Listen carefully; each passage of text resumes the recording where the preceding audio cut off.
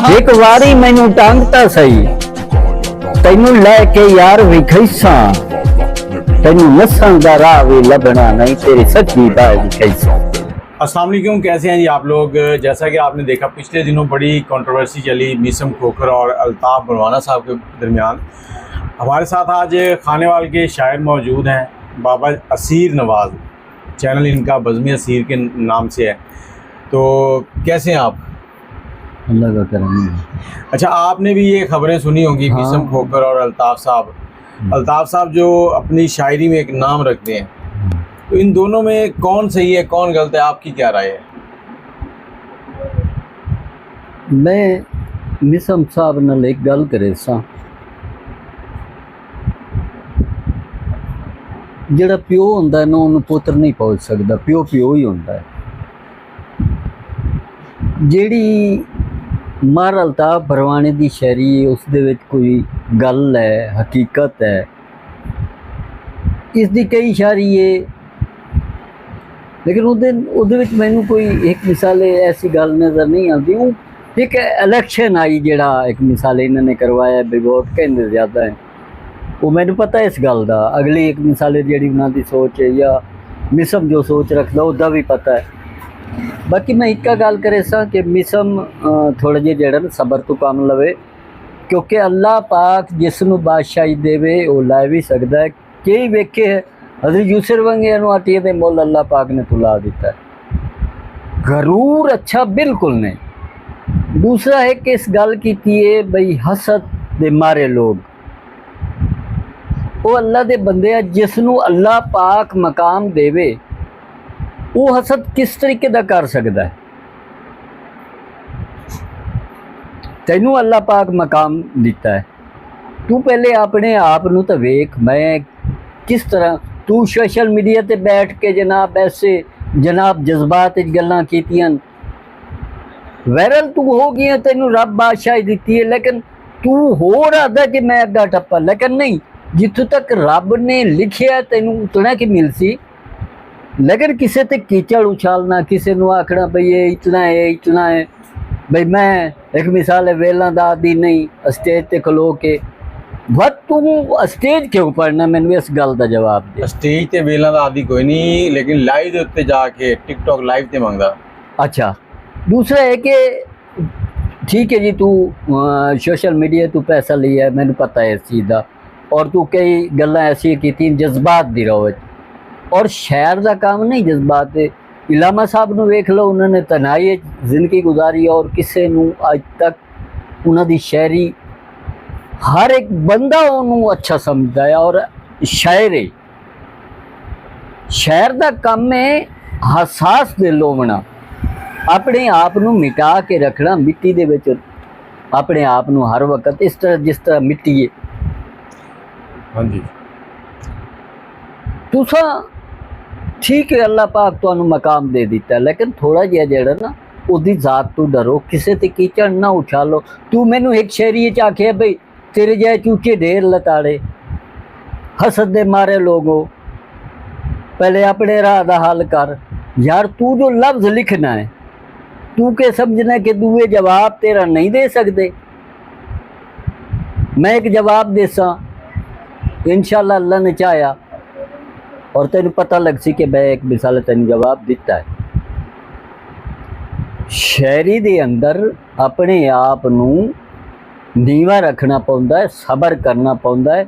कोई पत्थर भी मारे तो उन्हें माफ़ कर दियो। यार कोई गाली गलोच करे, मिसाल तू आदा ना मेरे हसब नस्ब तक, यार हर एक दे जेड़े खानदान माँ बाप होंदे, बहन भाई होंदे, वो अगर जेड़ा कि मिसाल तू आदा ना हसब नस्ब उतों तक नहीं वहींदा कोई जेड़े अदब आदाब रखते हैं।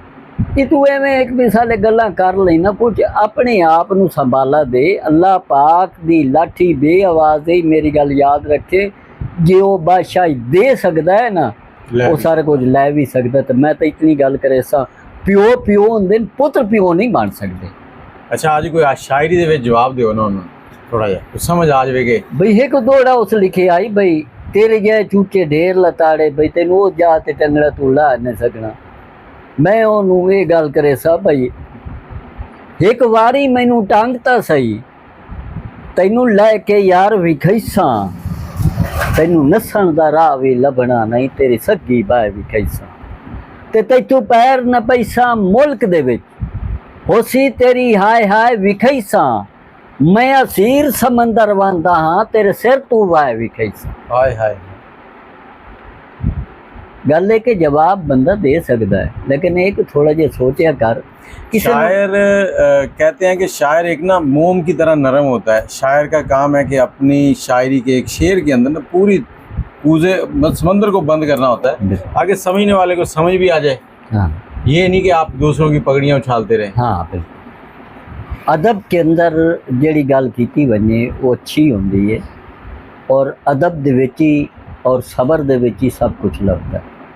मैनू एक गल दसो भई, मौला हुसैन ने सबर किया और उन्हां दा नां कयामत तो बाद भी जिंदा रासी, और इतना सबर किया कि इंतहा दर्जे का सिर्फ अल्लाह की रजा हासिल की।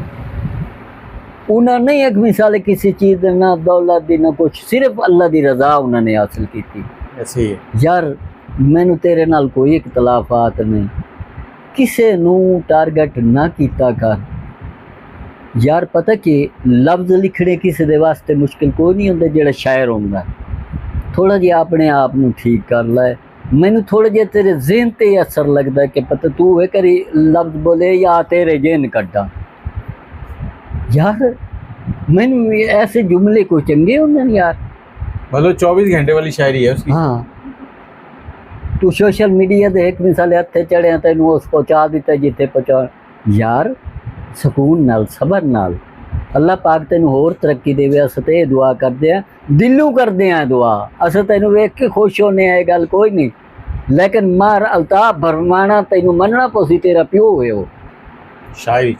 हाँ, और वो लफ्ज़ों लिखदा कि जेहड़ी तेरी सोच च नहीं होंदे, लेकिन तैनू पैर ओदे नपड़े पौसे ने ते मैं अज आदा पियूं।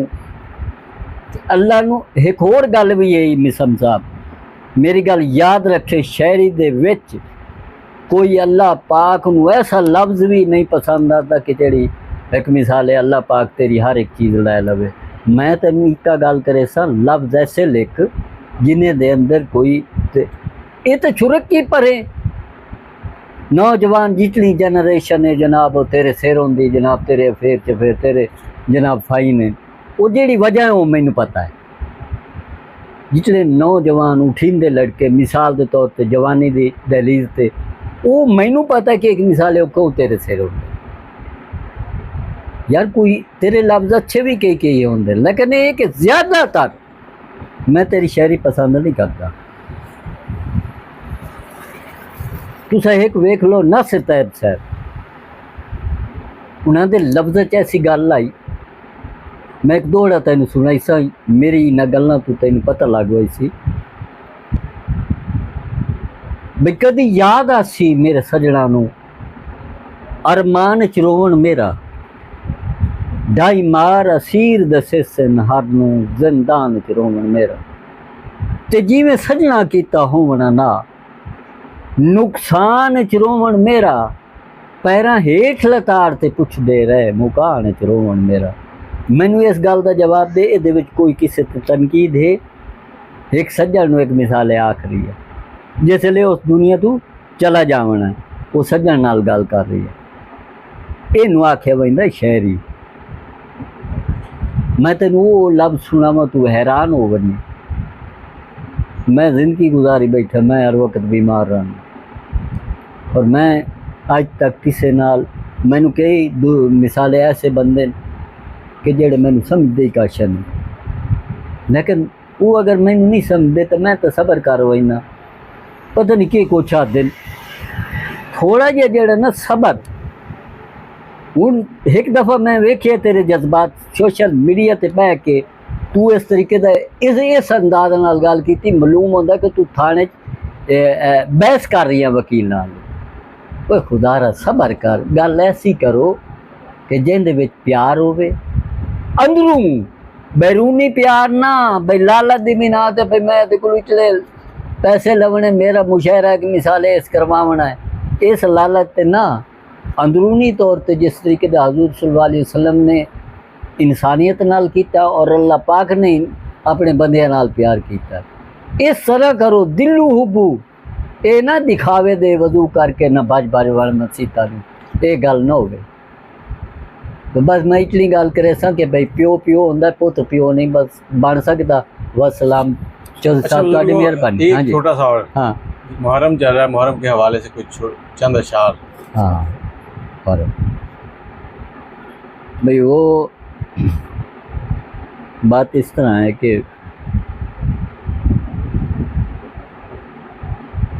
असीर के सच्चे जज्बे हैं, मुझे इन जज्बात में रहने दो, ना बात करो तुम गैरों की, बस बात को बात में रहने दो। मैं इन बातों का कायल नहीं कभी उस दर पर, कभी उस दर पर, मैं पैंतन पाक का मंगता हूँ, मुझे ज़ात अली में रहने दो। माशाल्लाह। इसके साथ ही हमें इजाज़त दें, और उम्मीद है कि आइंदा हमें इस तरह की कंट्रोवर्सी जो है वो शायरी में सुनने को नहीं मिलेगी। और बाकी हर बंदा अपने ज़र्फ़ के मुताबिक चल रहा होता है, जिसके पास जो हो वही बांटता है। अल्ताफ़ बरवाना साहब वो एक शायर हैं पंजाब के, ये कह लें कि जो लहंदा पंजाब है इसमें उनका एक नाम है, और उन्होंने अपनी शायरी इस पंजाब के नाम कर रखी। हूँ मैं तो इतना मैनू एक गल याद आ गई बई, अल्ताफ़ बरवाना एक लफ्ज़ आखे, मैं विकदे माल दा छेड़ू नहीं, मैं हर खुददार दा साईं। वंड मिसम आप कर ली सी बई, उस कित्थे गल कर ली यार, लफ्ज़ों नूं समझिया कर मिसम। खुददार दा साईं। हाँ, खुददारी हर खुददार दा साईं, मैं विकदे माल दा छेड़ू नहीं। बड़ी गल है, इन चीज़ों को वेखना चाहिए। अगर तू शायर है तो थोड़ा जिहा जेड़ा सबर का सहारा लाए, और इंशाल्लाह तेरी कामयाबी हो सी। वसलाम, इतना ही मेरा मैसेज है। अस्सलाम वालेकुम।